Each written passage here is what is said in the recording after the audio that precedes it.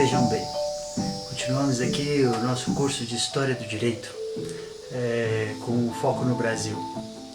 Eu gostaria só de dizer preliminarmente que eu não sou youtuber, eu faço esses vídeos só para os meus alunos, para auxiliar as aulas. Agora no regime remoto ficou cada vez mais claro que essas aulas são importantes, essas aulas complementares às aulas remotas. Então isso tem um caráter precário, um caráter provisório, e é dedicado aos meus alunos. Mas coloco no YouTube porque eu posso usar isso nos outros semestres, meus alunos podem acessar e de toda forma fica esse registro feito de uma aula preparada, né? Bom, hoje nós vamos aprofundar um pouco mais essa questão do antigo regime, mas já com foco na decolonialidade, ou pela perspectiva da decolonialidade.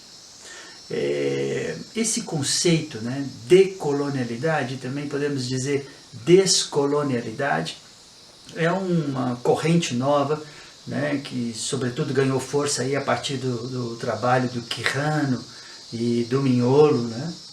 Mas embora isso não é uma coisa nova no mundo, eu acho que Les Damnés de la Terre, do Frantz Fanon, já é um trabalho nesse sentido.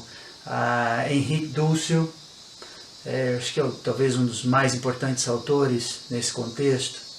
E naturalmente não é o Quijano, o Mignolo, mas há tantos outros importantes como Alberto Acosta, né? Maldonado Torres, Grossfogel, né? Ramon Grossfogel, também outro nome importante. Temos que lembrar do Emanuel Wallenstein, também. Vou pôr uma foto dele aqui, vocês estão vendo. Catherine Walsh, também, né? Eu acho que é um outro nome interessante. E no Brasil essa discussão também não é nova, essa discussão não vem com a decolonialidade, ela é antes disso. Nós temos que lembrar, por exemplo, do professor Antônio Carlos Volkmer, que já lá fazendo sua tese de doutorado nos anos 70, já trabalhava essa perspectiva decolonial. Nós temos tantos nomes importantes como a Luciana Balestrin, ou também o professor José Luiz Quadros de Magalhães, meu colega e amigo, né? E tem indianistas importantíssimos, como por exemplo o professor Marés, né? O professor Carlos Marés, do Paraná, o professor Treccani, que trabalha a questão quilombola. Então, na verdade, esse universo é muito vasto. Eu gostaria de abordar a questão da decolonialidade sob dois aspectos nesse vídeo que aborda essa questão. É o segundo vídeo sobre história do direito, né? Que eu faço. Terceiro, na verdade, mas o segundo dessa sequência concentrada ali no antigo regime. Primeiro que eu não gostaria de ter essa perspectiva ressentida, que é muito forte nos autores decolonialistas, sobre os europeus. Eu acho que a coisa é bem mais complexa, né? De certa forma, no sistema que o Wallenstein, né, propõe, hoje o sistema mundo, nós também estamos dentro do processo da colonialidade, somos tão culpados quanto. Então essa culpa aos europeus, eu acho que ela não tem muito pertinência, né? E porque também não encontra esse culpado em algum lugar, né? Então eu prefiro ficar com a fala do professor Jorge Miranda, quando veio, né, para as comemorações dos 500 anos da chegada dos portugueses ao Brasil, sendo muito agredido nos fóruns que aqui se desenvolveram, acusando de invasão. E ele falou, olha, numa fala dele muito gentil, que é típico do povo português: eu sou descendente dos portugueses que lá ficaram, né? E vocês são também descendentes dos portugueses que cá vieram.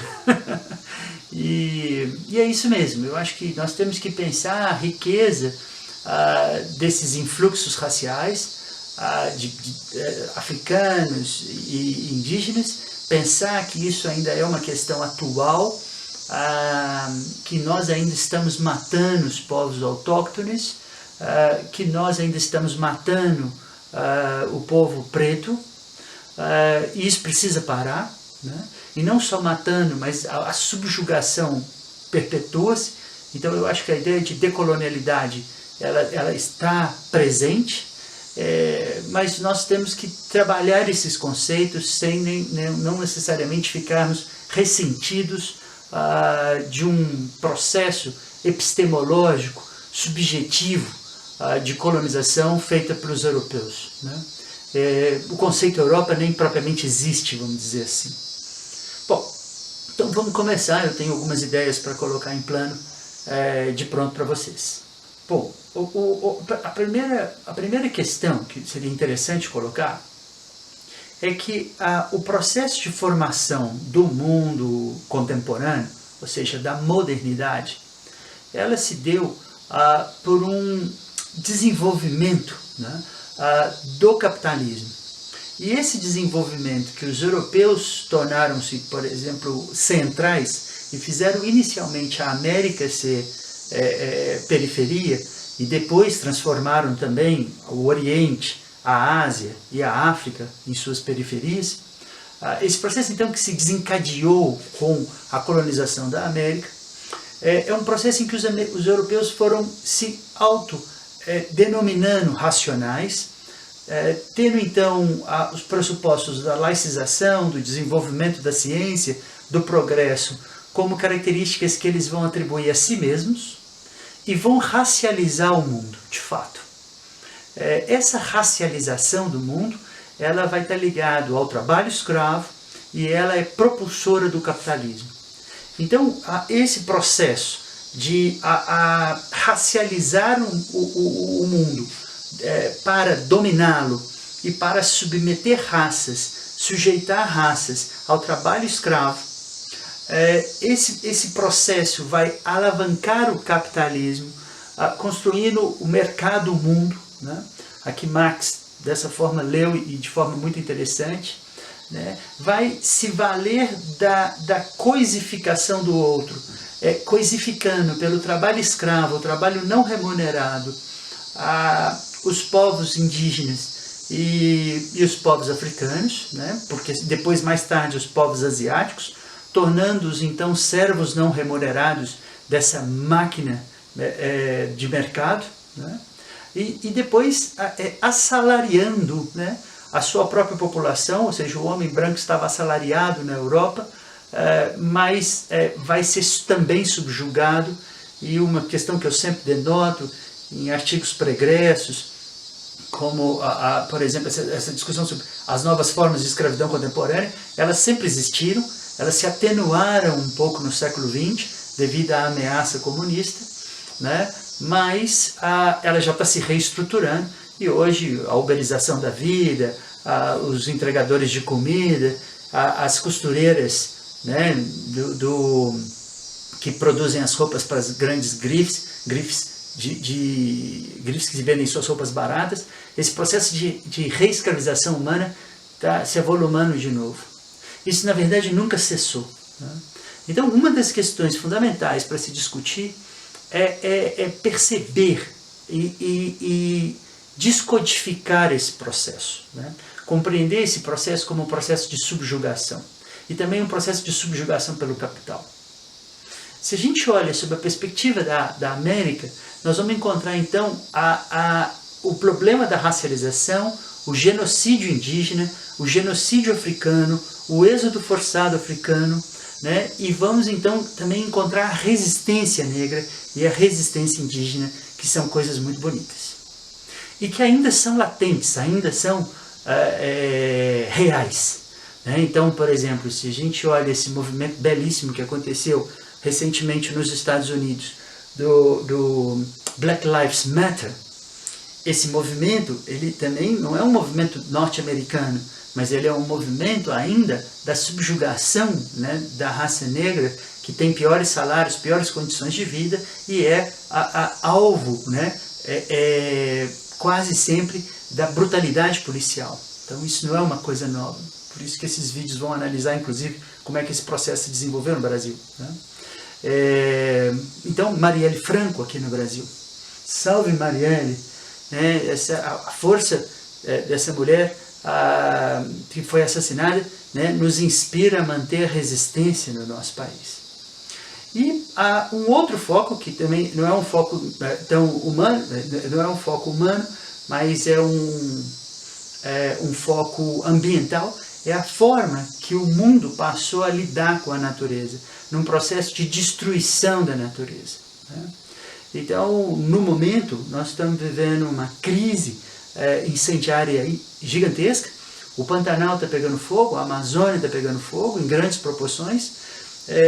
E essa mentalidade colonialista, né, que ficou impregnada.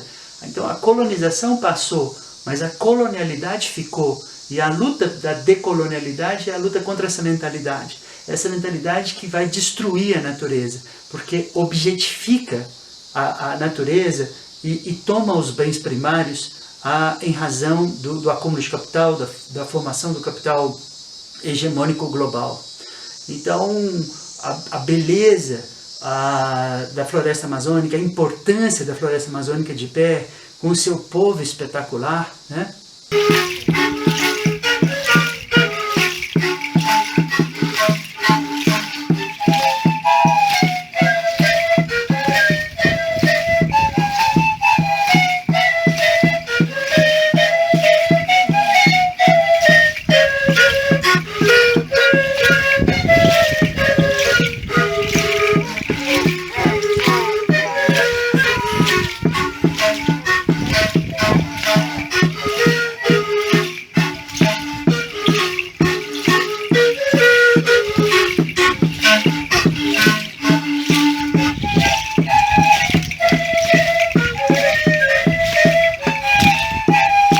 Vamos analisar esses paradoxos nesse curso.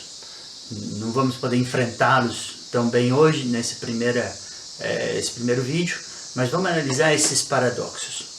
Vamos analisar também o paradoxo da cientificidade, ou seja, da ideia da racionalidade, que de fato é um discurso que vai ser usado para racializar os povos, como se os europeus fossem naturalmente propensos ao desenvolvimento da razão e da ciência, bipolarizando o mundo entre os europeus, os não europeus, os brancos e os de cor, os racionais, os irracionais, né? ou os racionais e os míticos, né? Entre os civilizados e os bárbaros, né? Então esse lugar que os europeus se colocaram como se fossem o fim da história, como se fossem aqueles que chegaram primeiro por serem os melhores, a esse lugar onde todos iriam. Essa dimensão unilinear da história, que é falsa, né? Que não é verdadeira, ela está ligada a esses paradoxos que a modernidade propõe. Então os europeus se colocam como aqueles que seriam os detentores dos valores da cientificidade, do desenvolvimento científico greco-romano. Veja que nada disso faz muito sentido.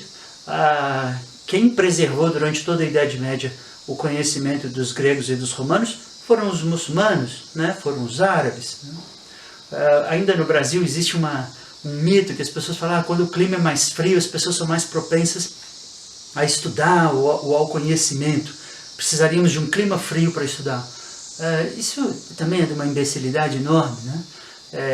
Clima não tem nada a ver com a capacidade racional das pessoas, nem uma determinada raça tem propensão a ser mais racional ou mais passional. São estruturas míticas.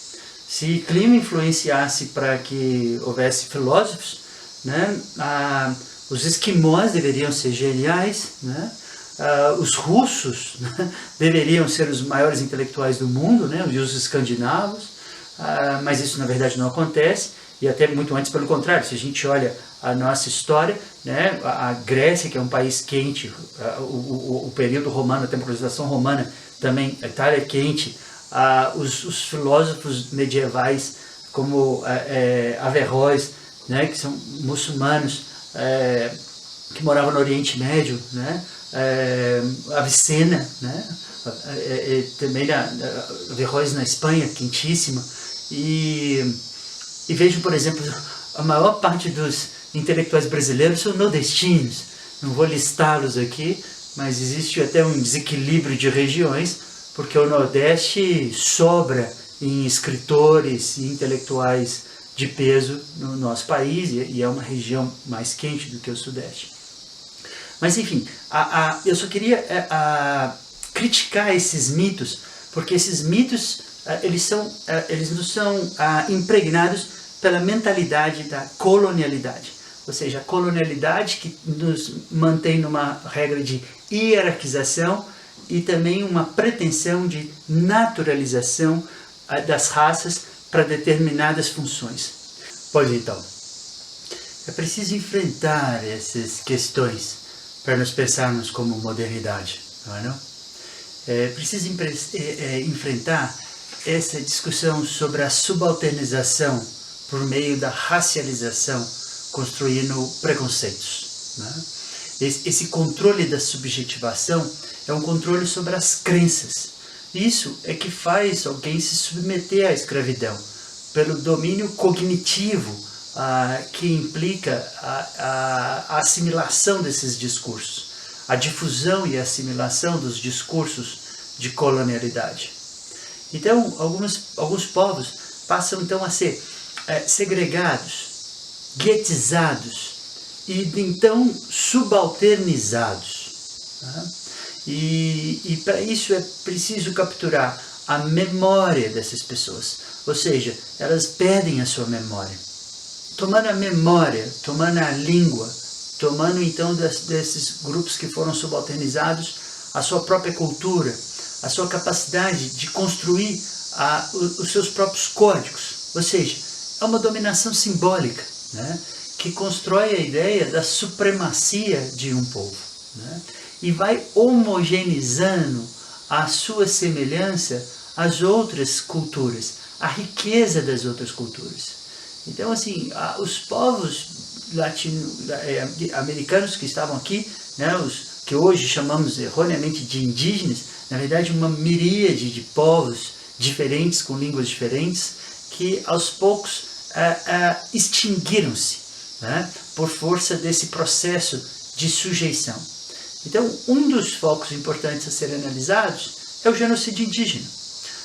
O que está sendo visto por nós no século XVIII, no contexto de Minas Gerais, mostrando a grande máquina, né, genocida em ação na caça, escravização, expulsão do que eles chamavam tapuias, né? Ou também adjetivavam de gentios, né, selvagens, adjetivavam de bugres, né? Então, esses colonos brasileiros já miscigenados perpetuaram a colonialidade, de forma que nós a perpetuamos até hoje.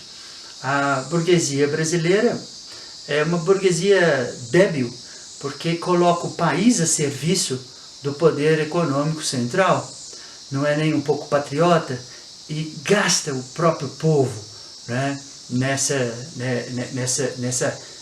busca incessante pelo lucro a qualquer preço. E é um lucro, é uma sobra do lucro, né, de uma burguesia subalternizada também. Me lembrei aqui do Bacurau, dos dois ajudantes, um de São Paulo, outro de Minas Gerais, que ajudam os americanos a matar os nordestinos, né? E são então tratados como subalternos e depois são mortos sem nenhum pudor, né? Então a violência também do Estado Nacional. O professor Zé Luiz Quadros trabalha isso tanto, né, e tão bem. A violência do nosso Estado contra o nosso próprio povo, a violência da polícia, sobretudo contra os pretos, os jovens homens pretos, que são os que mais morrem. Isso tem que parar, né? Isso tem que parar mesmo. Bom, no Diálogos Cuba-Brasil 2, eu e a minha amiga, parceira de trabalho, Mariana Ferreira Vicari, no artigo Paradoxos da Modernidade Capitalista, Racismo, Estado e Biopoder, deixamos aqui uma passagem que eu gostaria então de lê-la. Os europeus reprimiram as formas de produção de conhecimento dos povos colonizados, seu universo simbólico, suas relações criativas. Nas palavras de Kihane, então citamos, né, os europeus colonizaram as perspectivas cognitivas dos modos de produzir ou outorgar sentido aos resultados da experiência material ou intersubjetiva, do imaginário, do universo de relações intersubjetivas do mundo, em suma, da cultura. Os próximos vídeos, no próximo eu vou me dedicar ao aprofundamento das características do século XVIII, da ocupação de Minas Gerais, trabalhando bastante aí a questão das insurreições, dos levantes, das contracondutas, né? Das inconfidências múltiplas. Também tratando da resistência negra, focando a luta dos quilombolas desde o século XVIII, inclusive para a sobrevivência de sua identidade. Não vamos tomar a decolonialidade como um discurso revanchista ou um discurso marcado por ressentimentos. Vamos tomar a decolonialidade como um discurso que nos habilita a compreendermos a realidade a qual estamos submetidos e revertê-la, né? Que nos possibilite enfrentar de fato o que impede a nossa civilização de se tornar uma civilização justa. Esse vídeo pode terminar por aqui. Vamos fazer aprofundamentos nos próximos vídeos, mas fico satisfeito e confesso que esse vídeo veio, né, numa veia mais emotiva. É que essas ideias que a decolonialidade nos desperta, elas de fato emocionam. E é isso mesmo. O trabalho intelectual está diretamente ligado às emoções, à paixão. A dicotomia razão-paixão, ela nunca produziu nada de bom. Nós pensamos com o coração também. Então, nos emocionarmos é um dos pressupostos para pensarmos aquilo que verdadeiramente interessa. Muito obrigado, um abraço para todos.